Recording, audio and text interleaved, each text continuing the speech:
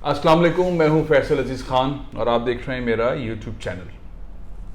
सिंध में भी रेगुलराइजेशन की पॉलिसी बन रही है, प्लान बन रहा है। बहुत सारे ऐसे लोगों से जो उसके अंदर अपना इनपुट दे रहे हैं, मेरी बात हुई है। डरे हुए भी हैं, खुश भी बहुत हैं। डरे हुए इसलिए हैं कि सुप्रीम कोर्ट कहीं डंडा ना चला दे, और खुश इसलिए हैं कि ज़बरदस्त किस्म की बंदरबाट का एक और मौका आ रहा है। नए खदशात भी हैं, खदशात मुझ जैसे लोगों को हैं, और करप्शन का एक नया समंदर सिंध में खुसूसन कराची के अंदर एक आने वाला है। ज़बरदस्त करप्शन होगी।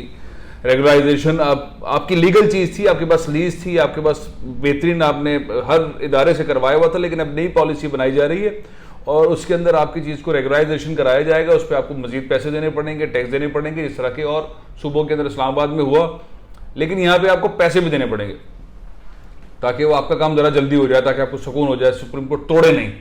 तो रेगुलराइजेशन की जो पॉलिसी, उसके अंदर एक सिंध के अंदर एक ज़बरदस्त किस्म के समंदर आ रहा है करप्शन का, जिसके अंदर ब्यूरोक्रेसी और दोबारा जंपे मारेगी और एक ऐसा सिस्टम बनाया जाएगा जिसके अंदर जाहिर है कि यहाँ पे कोई काम ईमानदारी से तो होता नहीं, सरकारी फीस भी देनी पड़ती है, ऊपर से पैसे भी देने पड़ते हैं, उसके बाद और मामला भी करने पड़ते हैं। तो ये बहुत सिंपल सा मामला है। अब इसके अंदर सारे खुश हैं, बिल्डर भी खुश है, बिल्डर माफिया खुश है, जबरदस्त खुश है। वो बेशक जितना भी एहतजाज कर रहे हैं, जितनी भी उनकी यूनियन आम अंजुमन है, टीवी के ऊपर जितने भी जबरदस्त किस्म के उन्होंने आंसू बहाए हैं, लेकिन वो अंदर से अब खुश हो गए हैं कि रेगुलराइजेशन की पॉलिसी आ रही है, जल्दी जल्दी आड़ी तिरछी जितनी भी बिल्डिंग है वो बनाओ, बाद में पैसे दे के रेगुलर करवा लेंगे, और जाहिर है उनके लिए अपॉर्चुनिटी भी है। और वो मिले हुए भी हैं कि आप जल्दी जल्दी कहीं पर भी प्रोजेक्ट शुरू कर दें, कहीं पर भी आड़े तिरछे प्लॉट के ऊपर शुरू कर दें और बाद में रेगुलराइज करा लेंगे। अभी तो सिलसिला शुरू हुआ है और इसका टाइम होगा, तो उस बिल्डिंग को रेगुलराइज करा लेंगे। तो बिल्डर जो है वो जितना भी उसका नुकसान हुआ है या हो सकता है या कुछ भी, वो छक्के दोबारा मारने के लिए तैयार है। वो मुलविस है, सिंध हुकूमत की ब्यूरोक्रेसी, सियासत के एंगल सारे मुलविस हैं, वो पैसे लेंगे। लेकिन इसके साथ साथ रेगुलराइजेशन के अंदर बहरिया भी रेगुलराइजेशन वाले प्रोसेस के अंदर हो रहा है। वहां पर जो लोग डरे हुए थे, जिनका आम आदमी जिसका घर है या प्लॉट है या फ्लैट है, वो डरा हुआ था कि पता नहीं मलिक रियाज, सबने मरना है, सबने मरना है, मलिक रियाज ने भी मरना है, जितने भी वो पैसे चला लें, जिसको भी काबू कर ले, आखिर मलिक रियाज मरेंगे, इंतकाल हो जाएगा उनका, लोग फातिहा भी पढ़ेंगे, सब कुछ होगा। लेकिन मलिक रियाज के मरने के बाद, उनके इस दुनिया से जाने के बाद बहरिया टाउन को काबू कौन करेगा? कुरैशी साहब काबू कर लेंगे, उनमें इतनी सलाहियत है, उनकी फैमिली के अंदर लोग उसको उसी तरह से चलाएंगे, वही फलसफा जो मलिक साहब का, वही विजन, वही मलिक साहब का, जिस तरह से वो लोगों को कैप्चर कर लेते हैं, संभाल लेते हैं, उस तरह से कर पाएंगे। तो लोगों को खदशात थे। तो ये रेगुलराइजेशन की पॉलिसी में बहरिया भी रेगुलराइज हो रहा है, ये इतलात आई हैं और मुझे अच्छा भी बेहतर हो रहा है। लेकिन जबरदस्त बात यह है इस एंगल की कि अगर उनकी जिंदगी में हो जाता है, मलिक साहब के होते होते ही हो जाता है, लंबे 8, 10, 15 साल तक नहीं खिंचता ये मामला, जल्दी हो जाता है, तो बहरिया को मजीद सिंध हुकूमत को कुछ पैसे देने पड़ेंगे रेगुलराइजेशन के। लेकिन सरकार के पास हो सकता है 10-15 अरब रुपए रेगुलराइजेशन के आ जाएं। जाहिर है वो जो वहाँ के अलॉटीज है, जिनको प्लॉट ये वो फ्लैट, घर वर, शॉपिंग सेंटर वगैरह जिनको मिला है, वही टैक्स देंगे, लेकिन वाया बहरिया ये पैसा सिंध हुकूमत के पास आ जाएगा। पैसा अलग चलेगा इसके ऊपर, लेकिन ये काम भी वहाँ से हो जाएगा। अब उसमें सबसे बड़ा सवाल जिसको मैं बार बार उठाता हूँ, हम तासुब में नहीं आना चाहिए हमें। जो लोकल वहाँ का सिंधी है, जो पाकिस्तान बनने से पहले से कई सदियों से रह रहा है, उसकी जो जमीन है जो हथियाई गई है, बहरिया ने हथियाई है, वो रेगुलराइजेशन के अंदर उसको उसकी कीमत बहरिया टाउन देगा या नहीं देगा, इसमें एक बड़ा सवाल यह है। उसके राइट्स के लिए सबको आवाज उठानी चाहिए, सबको आवाज उठानी चाहिए। जो लोकल सिंधी है, गरीब जिसके साथ ज्यादती हुई है, जिसके लिए मुजाहरे हुए हैं, जिसमें गिरफ्तारियां हो गई हैं, जिसमें दर्जनों FIR कट गई हैं, उसमें इंतशार फैलाने वाले लोग थे, जिन लोगों ने नारे लगाए पाकिस्तान के खिलाफ, जिन लोगों ने आग लगाई है, उनके खिलाफ तो 76 मार किस्म की कार्रवाई होनी चाहिए, बल्कि सख्त कार्रवाई होनी चाहिए। लेकिन बहुत सारे पुरअमन ह्यूमन राइट्स डिफेंडर्स भी आए थे, सियासी कारकुन आए थे, उनका नुक्ता नजर ऐसा है कि जो लोकल आदमी है उसको राइट्स मिलने चाहिए, उसको उसकी कीमत मिलनी चाहिए जमीन की, तो वो इंसाफ होना चाहिए। और जो तशद्दुद करने वाले लोग हैं उनके साथ इंसाफ होना चाहिए कानून के मुताबिक, इसमें दूसरी कोई राय नहीं। लेकिन रेगुलराइजेशन के अंदर इसको लिखना जरूरी है कि जिन लोगों की जमीन है उन लोगों को वो मुआवजा बहरिया टाउन देगा, तो रेगुलराइजेशन का सिलसिला कंप्लीट होगा। ऐसा नहीं कि आप लोकल लोगों के साथ ज्यादती कर दें, उनकी जमीनों पे कब्जे कर लें और अरबों खरबों रुपए बना लें और नीचे जो गरीब आदमी है वो उसी तरह से पिस रहा हो। तो ये उसके लिए मलिक रियाज साहब सीना खोलें, दुनिया से जाने से पहले इन सिंधियों का जो है वो हक जो आपने मारा है वो इनको दें। और इसके लिए बेशक आप कमीशन बना लें, इसमें आप साबिक जज साहिबान को डाल लें, इसके अंदर आप सहाफियों को डाल लें, इसमें आप साबिक ब्यूरोक्रेट्स को डाल लें, इसमें आप बहरिया के अपने बेहतरीन लोगों को आगे ले आए, लेकिन एक कमीशन बना के इन मासूम लोगों के साथ जो है इंसाफ करें। वो जो आप दस्तरखान लगाते हैं, वो जो आप इमदाद करते हैं, वो जो आप सब कुछ करते हैं, वो सबसे पहले आपको इनके साथ करना चाहिए। ये बहुत मुतासिर हो गए और ये इनके अंदर गुस्सा निकालें, इनसे प्यार करें, इनसे मोहब्बत करें। पैसा कहाँ ले जाएंगे? पैसा कब्र में तो ले जा नहीं सकते, कहीं नहीं ले जा सकते। इनके साथ जो नाइंसाफी वो पूरा करें। खैर, मैं अपने पॉइंट पे आ गया। तो अब इस सारे सिनेरियो के अंदर जो सनतकार है वो भी सोच रहा है कि यार ये अच्छा हो गया काम, बेहतरीन पॉलिसी बन रही है। साइट एसोसिएशन के लोग हैं, नॉर्थ कराची एसोसिएशन के हैं, फेडरल बीरिया एसोसिएशन के हैं, कोरंगे के हैं, साइट 2 के हैं। ये सारे जो जिनके प्लॉट्स हैं जो किसी न किसी तरीके से हल्के से यूं हो गए या थोड़ा आगे बढ़ गए हैं या वहां पर इश्यूज आ गए हैं, नाले मूव करके इनकी दीवारों के पास आ गए और उनको नोटिस दे दिए और नोटिस के ऊपर पैसे मार लिए। और पैसे तो एक दो किस्से तो ऐसे बड़े खतरनाक हैं कि चीफ साहब ने ऑर्डर कर दिया, चीफ जस्टिस ऑफ पाकिस्तान ने। ब्यूरोक्रेसी के पास तो बेहतरीन मौका मिल गया। ब्यूरोक्रेसी के 90% लोग जो है उनका ताल्लुक कराची से नहीं है, वो रास्ते भी नहीं जानते बेचारे, बहुत परेशान हैं, लेकिन उनको माल मिलता है। अब वो जाके ब्लैकमेल ये कर रहे हैं कि मेरे पास ये ऑर्डर है, तुम्हारी फैक्ट्री तोड़नी है। अब वो फैक्ट्री 50-60 की बनी हुई है, तो इस बात पे पैसे ले रहे हैं कि हम आज नहीं तोड़ रहे, 4 दिन के बाद तोड़ेंगे, 6 दिन के बाद तोड़ेंगे। आप यहां से अपना सामान जो इंस्टॉलेशन है वो हटा लें, नहीं तो आपको मालूम है ना अलादीन के बाद जो कमर्शियल दुकानें थी वो सामान रखा रह गया और हमने तोड़ दी थी। टेलर तो सबने देखा हुआ है, तो सनतकार परेशान।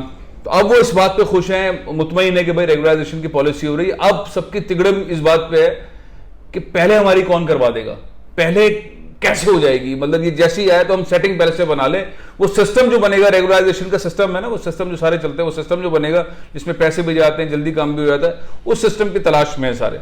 अब एक और मामला ये भी है कि एम्प्रेस मार्केट तोड़ दी, उसके 2200 दुकानदार हैं जो दरबदर घूम रहे हैं।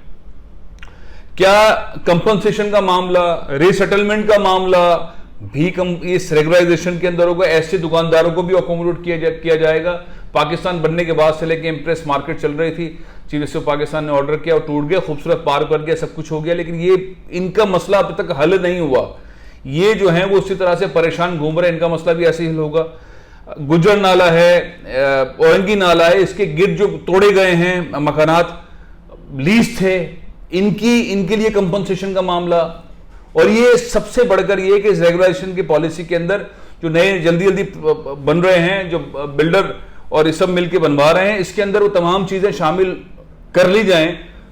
बेशक 2 नंबर तरीके से बना रहे हैं, कंपनसेशन वाले प्रोजेक्ट्स इसके अंदर आ जाएं, यानी कि जिनको अल्टरनेट्स देने हैं वो उनको यहां पे अकोमोडेट कर लिया जाए। बेशक पैसे लें, उस सिस्टम के बगैर तो सिंध में काम होता नहीं है, लेकिन इन गरीबों को अकोमोडेट करने का तरीका जरूर होना चाहिए। साइट इसके साथ ही जो एम्प्रेस मार्केट के दुकानदार हैं उनको भी इन प्रोजेक्ट के अंदर अकोमोडेट किया जा सकता है। कि इस तरह का कोई प्लान है तो बहुत ही जबरदस्त चीज हो सकती है। बेशक पैसा जितना चाहे चलाएं। फिर आ गया है मामला कि भाई रेगुलराइजेशन के अंदर नोट करने वाली बात है, ये मैं कराची के लोगों को, पाकिस्तान के लोगों को बताना चाहता हूं, अपने पास नजर रखें कि कहीं 2 नंबर काम तो नहीं चल रहा रेगुलराइजेशन की पॉलिसी में। नाले रेगुलराइज करा दें, नालों के इर्द गिर्द की पट्टियां रेगुलराइज करा दें, सड़कें जो है वो रेगुलराइज हो जाएं, मतलब बहुत सारी सड़कों को रेगुलराइज करा दें, पता नहीं चले भाई सड़क जो है रेगुलराइज हो गई। वो बिलावल हाउस के साथ जो सड़कें थी ना 2-3 जिसके ऊपर शोर मचता है, वो रेगुलराइज हो गए, बिलावल हाउस का हिस्सा बन गई हैं। बिलावल हाउस का एहतराम है, अब प्रेसिडेंट साहब वहां पर होते हैं, साबिक प्रेसिडेंट होते हैं, मोहतरमा बेनज़ीर भुट्टो का घर है, बिलावल भुट्टो जरदारी का घर है, लेकिन ये जो सड़कें हैं ये कौम की हैं, ये रेगुलराइज होकर उसमें तो नहीं जा रही। सेफ्टी मेजर्स के तौर पर तो वो बिल्कुल बिलावल हाउस के इर्द गिर्द का हिस्सा, जैसे बहुत सारे इस तरह की शख्सियात के घर होते हैं, उनको वक्ती तौर पर रोका बंद किया जाता है कि यहाँ पे सिक्योरिटी मेजर्स हैं इसलिए। लेकिन अब पाकिस्तान में हालात ठीक हो गए हैं तो वो सड़कें गलियाँ भी खाली होनी चाहिए और उस पर आम आदमी का आमदोरफ्त का सिलसिला होना चाहिए। लेकिन अगर सिक्योरिटी के मामला उस तरह से अभी तक समझते हैं कि हुकूमत समझती है कि ऐसे हैं तो जाहिर है उसे कंटिन्यू रखना चाहिए, लेकिन रेगुलराइजेशन वाले प्रोसेस के अंदर वो उसका हिस्सा ना बन जाए। तीसरा, खेल के मैदान रेगुलराइजेशन के अमल के अंदर नहीं होने चाहिए। चाइना कटिंग वाला मामला ऐसा कुछ नहीं होना चाहिए, नहीं तो ये उससे ज़्यादा भयानक हो जाएगा। एमिनिस्टी प्लॉट्स भी उसके अंदर शामिल नहीं होना चाहिए। मैं आपको पहले बता रहा हूँ कि रेगुलराइजेशन के अंदर एमिनिटी प्लॉट्स, खेलों के मैदान, पार्क्स, सड़कें, नाले वगैरह अगर ये रेगुलाइज हो गए तो चाइना कटिंग जो एमक्यूएम के दौर में हुई थी ना, उसका बाप हो जाएगा रेगुलाइजेशन की पॉलिसी। उससे बड़ा खतरनाक मामला होगा ये। चाइना कटिंग तो छोटा सा प्लॉट था, अगर रेगुलाइजेशन के अंदर इन एमिनिटी प्लॉट्स को और खेलों के मैदान को और पार्क्स को और सड़कों को और नालों को रेगुलाइज कर लिया ना, तो फिर तो दुकान ही बिल्कुल डिफरेंट हो जाएगी। फिर तो चाइना कटिंग तो बहुत छोटी सी हिस्ट्री की बात हो जाएगी, फिर तो बंदरबाट और तरीके की होगी। तो ये मेरी गुजारिशात थी रेगुलराइजेशन की पॉलिसी के हवाले से। ये खुशगवार मामला भी है, लेकिन साथ साथ इसके अंदर बड़े खदशात हैं। ये एक नया करप्शन का समंदर खुलने जा रहा है। चीन से पाकिस्तान को ज्यादा नजर रखने की जरूरत है। अब क्या होगा, उनके पास फरवरी नेक्स्ट ईयर तक का टाइम है, वक्त बहुत कम है। सिंध हुकूमत तिकड़म लड़ा रही है रेगुलराइजेशन पॉलिसी की। पहले तो उसके अंदर खुशी का एहसास हुआ था कि बहुत अच्छा हो रहा है, लेकिन अब जो जुगादरी बैठे हुए हैं, जो ब्यूरोक्रेसी के पंडित हैं, जो पुराने रिटायर्ड लोग हैं, वो बैठकर जिस तरह के मशवरे दे रहे हैं ना, वो चाइना कटिंग का बाप बना रहे हैं। और वो ऐसा सिस्टम बना रहे हैं कि जिसके अंदर बिल्डर भी खुश है, बहरिया टाउन भी खुश है, सनतकार भी कह रहा है खामोशी से मेरी जगह बच रही है यार, ठीक है जबरदस्त।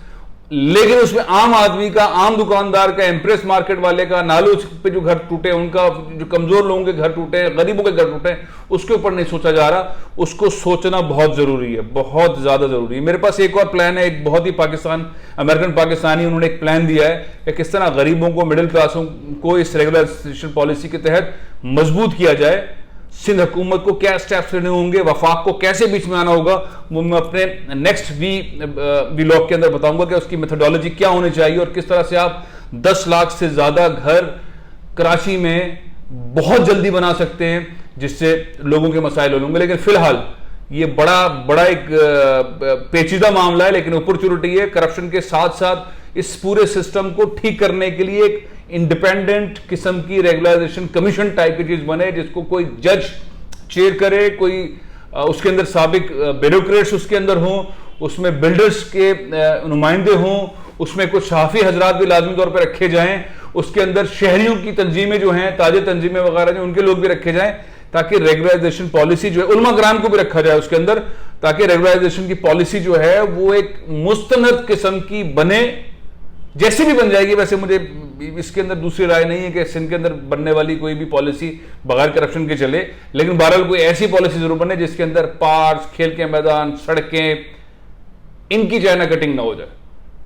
प्रोग्राम यह खत्म कर रहा हूं, इंशाल्लाह कल फिर मुलाकात होगी। इजाजत दीजिए। पाकिस्तान जिंदाबाद।